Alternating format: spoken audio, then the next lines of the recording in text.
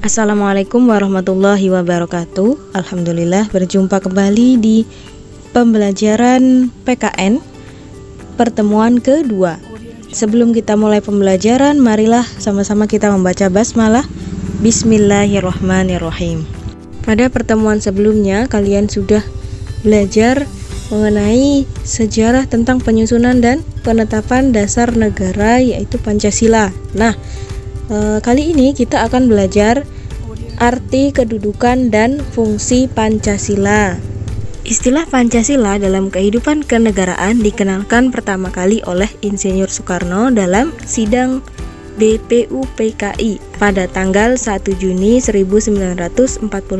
Menurut Insinyur Soekarno, Pancasila adalah isi jiwa bangsa Indonesia yang turun-temurun sekian abad lamanya terpendam bisu oleh kebudayaan barat. Dengan demikian, Pancasila tidak saja falsafah negara, tetapi lebih luas lagi, yaitu falsafah bangsa Indonesia. Kemudian Muhammad Yamin juga menjelaskan bahwa Pancasila berasal dari kata panca yang berarti lima dan sila yang berarti sendi, atas, dasar atau peraturan tingkah laku yang penting dan baik. Dengan demikian, Pancasila merupakan 5 dasar yang berisi pedoman atau aturan tentang tingkah laku yang penting dan baik. Pancasila sejak tanggal 18 Agustus 1945 ditetapkan sebagai dasar negara sebagaimana tertuang dalam alinea keempat pembukaan UUD Negara Republik Indonesia tahun 1945. Secara umum, fungsi dan peranan Pancasila menurut TAP MPR nomor 3/MPR/2000 tentang sumber hukum nasional dan tata urutan perundang-undangan dinyatakan bahwa Pancasila berfungsi sebagai dasar negara. Hal ini mengandung maksud bahwa Pancasila digunakan sebagai dasar untuk mengatur penyelenggaraan ketatanegaraan negara yang meliputi bidang ideologi, politik, ekonomi, sosial budaya, dan pertahanan keamanan. Fungsi dan peranan Pancasila yaitu sebagai berikut. Yang pertama, Pancasila sebagai jiwa bangsa Indonesia. Pancasila sebagai jiwa bangsa berfungsi agar Indonesia tetap hidup dalam jiwa Pancasila. Setiap bangsa dan negara tentu memiliki jiwa. Dalam hal ini, Pancasila menjadi jiwa bangsa Indonesia. Pancasila sendiri telah ada sejak bangsa Indonesia lahir, yaitu sejak proklamasi kemerdekaan.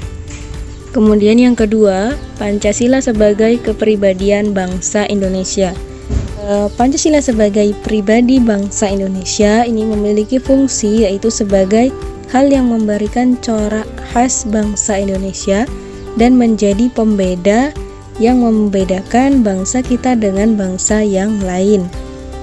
Jadi dari nilai-nilai yang ada di Pancasila itu kan menunjukkan bahwa bangsa Indonesia itu memiliki ciri khas bersatu, salah satunya ya. Hal inilah yang membedakannya dengan bangsa lain. Itu yang disebut dengan sebagai kepribadian bangsa. Kemudian yang ketiga, Pancasila sebagai sumber dari segala sumber hukum. Ini berfungsi sebagai sumber hukum yang mengatur segala hukum yang berlaku di Indonesia. Semua hukum harus tunduk dan bersumber dari Pancasila. Setiap hukum tidak boleh bertentangan dengan Pancasila, dan setiap sila Pancasila merupakan nilai dasar, sedangkan hukum adalah nilai instrumental atau penjabaran dari nilai dasar. Jadi, hukum yang berlaku di Indonesia ini tidak boleh bertentangan dengan Pancasila. Kemudian yang keempat, Pancasila sebagai perjanjian luhur. Pancasila sebagai perjanjian luhur telah berfungsi dan disepakati melalui sidang Panitia Persiapan Kemerdekaan Indonesia atau yang disebut dengan PPKI pada tanggal 18 Agustus 1945. Walaupun Pancasila disahkan oleh PPKI, namun itu merupakan hasil perjanjian bersama rakyat. Yang kelima, Pancasila sebagai cita-cita dan tujuan bangsa Indonesia. Ya, Pancasila sebagai cita-cita bangsa memiliki fungsi yaitu untuk menciptakan masyarakat yang adil dan makmur. Nah, ini juga tercantum di sila ke-5. Apa sila ke-5? Keadilan sosial bagi seluruh rakyat Indonesia. Nah, itu juga menggambarkan suatu tujuan atau cita-cita dari bangsa kita. Makanya disebut Pancasila itu sebagai cita-cita dan tujuan bangsa Indonesia. Kemudian yang keenam, Pancasila sebagai satu-satunya asas dalam kehidupan berbangsa dan bernegara. Pancasila sebagai satu-satunya asas adalah sebagai konsekuensi ditetapkannya Pancasila oleh bangsa Indonesia sebagai dasar negara dan juga merupakan perwujudan melaksanakan Pancasila secara murni dan konsekuen.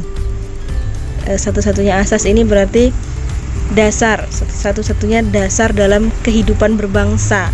Nah, tadi juga sudah Ibu jelaskan kalau kita bisa hidup damai, salah satunya adalah karena adanya Pancasila.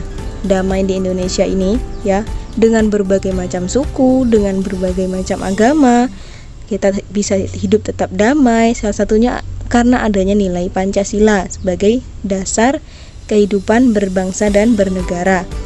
Kemudian yang ketujuh, Pancasila sebagai moral pembangunan. Pancasila dijadikan kerangka, acuan, tolak ukur, parameter, arah, dan tujuan dari pembangunan. Salah satunya adalah pembangunan SDM, sumber daya manusia. Salah satunya adalah kalian bersekolah. Nah, ini kan nantinya akan menciptakan sumber daya manusia yang lebih lagi dengan berjiwa Pancasila. Tugas daring minggu ini yaitu yang pertama, apa fungsi Pancasila bagi bangsa Indonesia? Kemudian yang kedua, jelaskan arti penting Pancasila sebagai dasar negara. Sekian pembelajaran kita kali ini. Marilah sama-sama kita akhiri dengan membaca hamdalah alhamdulillahirabbil alamin. Wassalamualaikum warahmatullahi wabarakatuh.